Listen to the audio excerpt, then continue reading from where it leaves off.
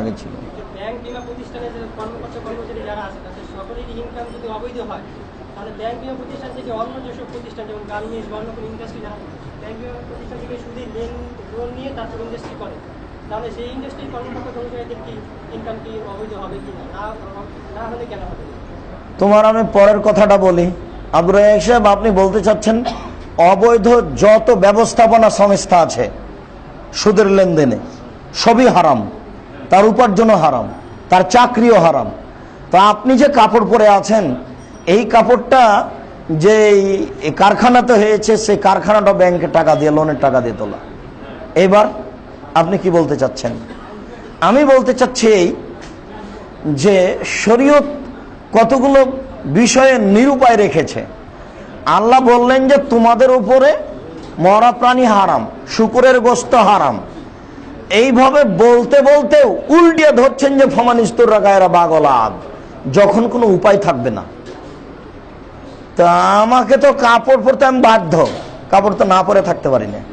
তাহলে আমার কাপড় পরাটা আর ওখানে চাকরি করাটা দুটো এক নয়। এটা আমার নিরুপায়, চাকরিটাকে আমি নিরুপায় মনে করছি কেন? পৃথিবী অনেক বড়।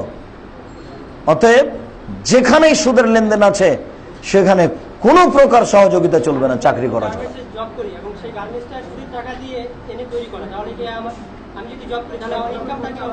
অবৈধ, এদিকে আর জিজ্ঞাসা করা লাগে সব।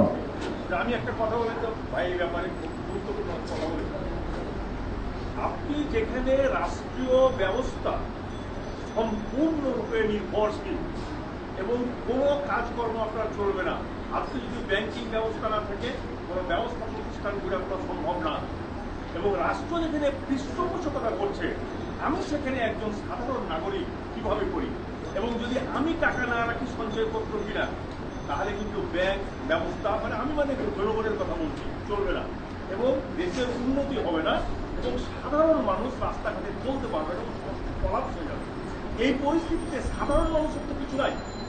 রাষ্ট্র ব্যবস্থায় পৃষ্ঠপোষকতা করে আপনাকে এইভাবে পুরা ব্যবস্থা, এবং অর্থমন্ত্রী পরিষ্কার বলেছেন, আমাদের মোসলেউদ্দিন শেখ সেদিন বলেছেন যে সুদটা কিছু না, কস্ট অফ ফান্ড। তো উনি তার পরিবর্তে বলেন কি, তাহলে জেনাটাও কিছু না, কষ্ট করি। আপনি আপনার শেষ কথাটি বলুন। আমার কথা হলো যে আমরা সাধারণ মানুষ কোথায় যায়, এটা তো আমাদের জন্য, আমাদের উপায় নাই।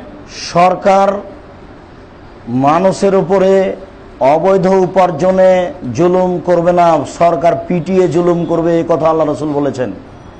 সরকারের জুলুমটা, সরকারের অন্যায় করাটা নিয়ে এসে কোনো লাভ নেই।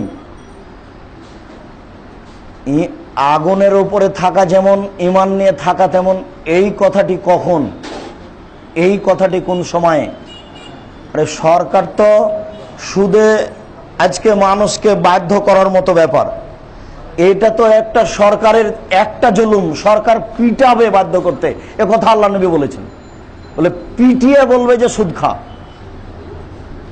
পিটিয়ে বলবে যে জেনা কর, এই কথা আল্লাহ রাসূল বলছেন। তখন আল্লাহ রাসূল বলছেন যে ঈমানের উপরে টিকা থাকা আগুনের উপরে যেমন।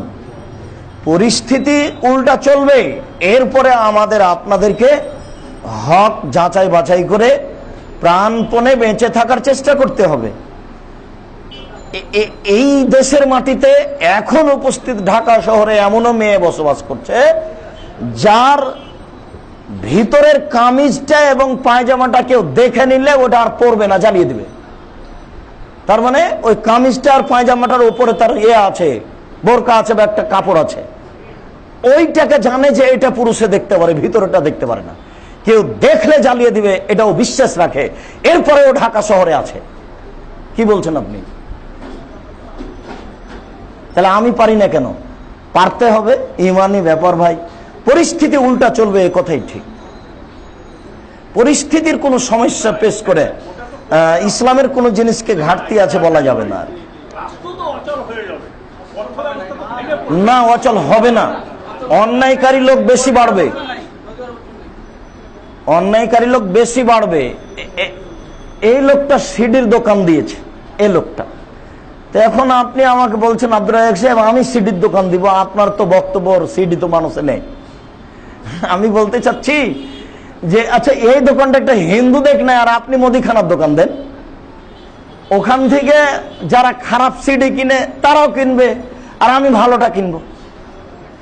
কিন্তু আমাকে ওটা দিতে হবে, এটা কে বলেছে?